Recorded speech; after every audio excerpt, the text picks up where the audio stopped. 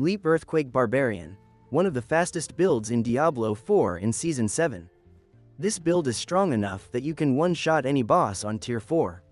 You will be able to run through the 100th pit in less than 2 minutes. And with all this content, you basically need to press only one button, Leap. All other buttons are essentially needed only if you are going to push pits above level 100. The most important stats you need to get.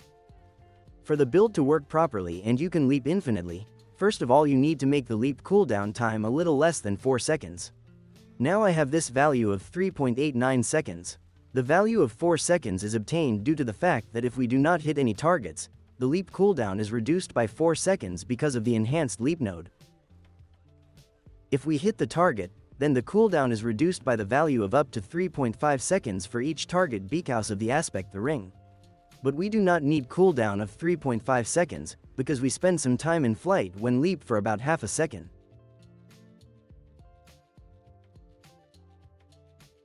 Second, we need to charge our paragon legendary nodes, Force of Nature and Blood Rage, as quickly as possible. To do this, we simply collect a lot of close damage and a lot of damage while berserking. Some is collected in the paragon, some on weapons and rings. Third, we need to make 100% critical strike chance, or at least get close to this value. 25% chance is given to us by the rune. The remaining 75% we gain from items. My crit value is 71.8% now, it's without rune. For normal content this is quite enough for me. When I go to push a high pit, I drink an elixir for 6% crit chance and some crit damage. Fourth, this is not the most important, but I want to pay attention to the fact that the cap of resistances in this build is collected quite simply. The most of all resistances you get from Pants Ariat's bearing. But if the resistance is without greater affix, then you need a few more masterwork procs in this stat. At the moment I don't have a resistance cap, but it's enough for me for normal content, but when I go to push a high pit, I reach cap with the help of essence.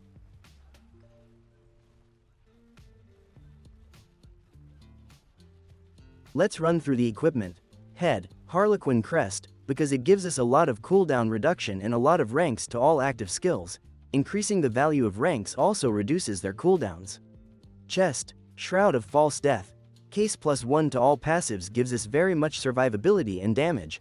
All stats on it helps us to reach cap of crit and resistance. If you want more damage you can switch chest to Mantle of Mountain's Fury with greater affix on double damage, but it would be much more harder to reach cap of crit and resistances. Hands, Fists of Fate case it give us extremely high crit chance with greater affix. Other stats on gloves are not so important. Pants, Ariat's bearing, they help us reach the resistance cap and reduce the ultimate cooldown time. Boots legendary with stats, strength, move speed, brawling skills. Tempering, earthquake size and leap cooldown. You can switch move speed to maximum life if want. I move around by leap most of the time, so move speed isn't really important, it's more about comfort. You can also change brawling skill ranks to leap ranks.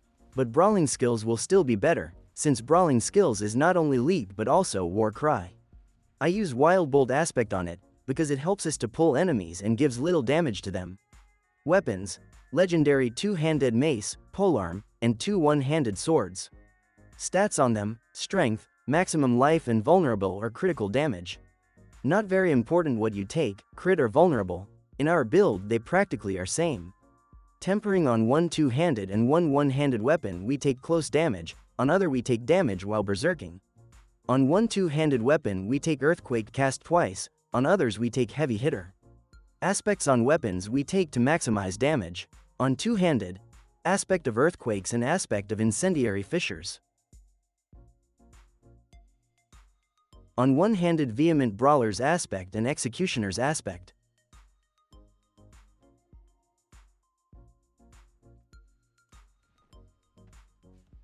Rings, legendary with stats crit chance, strength and maximum life, tempering, brawling skill cooldown reduction and damage while berserking. Aspects to reduce cooldowns of shouts and leap, bold chieftain's aspect and aspect of giant strides. Amulet, legendary with stats strength, counter-offensive and heavy-handed, tempering earthquake size and war cry cooldown, You can switch Warcry cooldown to Brawling Skills cooldown if need more cooldown reduction for leap. Aspect of Bull Kathos for damage. You may notice the oddity in that I made Masterworks on heavy-handed, and not on strength, as most do. I can't explain why I think that heavy-handed will give more damage than strength in short. For this I will need to analyze and show a bunch of formulas, and to be honest I'm not 100% sure of this. Part of my reasoning is based on guesses about how damage is calculated in this game, so in order not to stretch this video I will say that just trust me and do a masterwork on heavy-handed, or if you don't trust me, just do a masterwork on strength, as most barbarians do. Skill tree. I will not dwell on each talent. You can find the full talent tree in my build under the video. I will only draw attention to the fact that if you are going to use Chest to Mantle of Mountain's Fury you need to take Taw of Nails to be able to apply bleed on enemies. You can do it by removing points from swiftness.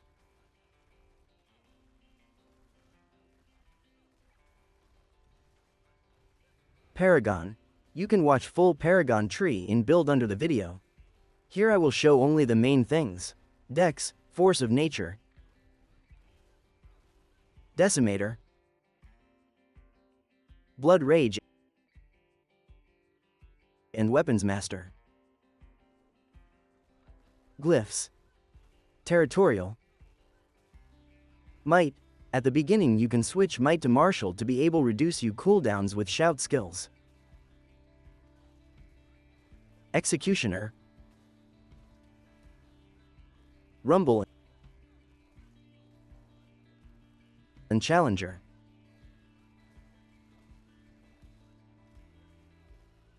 Gems. In armor, red gems for strength. In weapon, green for critical damage. Runes in weapons, Igni Tech and Lithgar.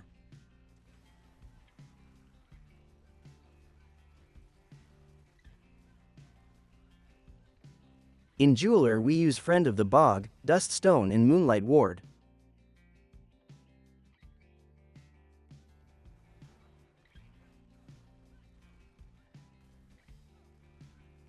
Witchcraft, Piranado helps us to pull and group enemies.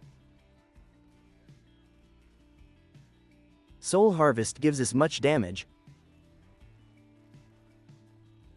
Aura Specialization, Aura of Siphoning and Shaken Soul, gives us some critical damage and make all enemies near us vulnerable in a large radius. Hex of Whispers helps us to get some more Fortify. Main reason why I take it in last slot is because I need 3 Grow and Decay powers for Friend of the Bog gem and I need Hex or Aura for Duststone gem. Expertise, Two-Handed Axe just to have some more damage. As main weapon I use Polearm Switch it on leap.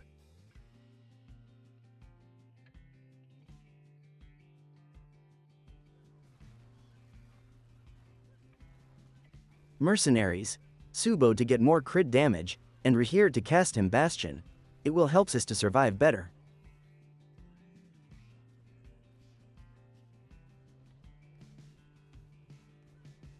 Thanks for watching this video, don't forget to subscribe and like.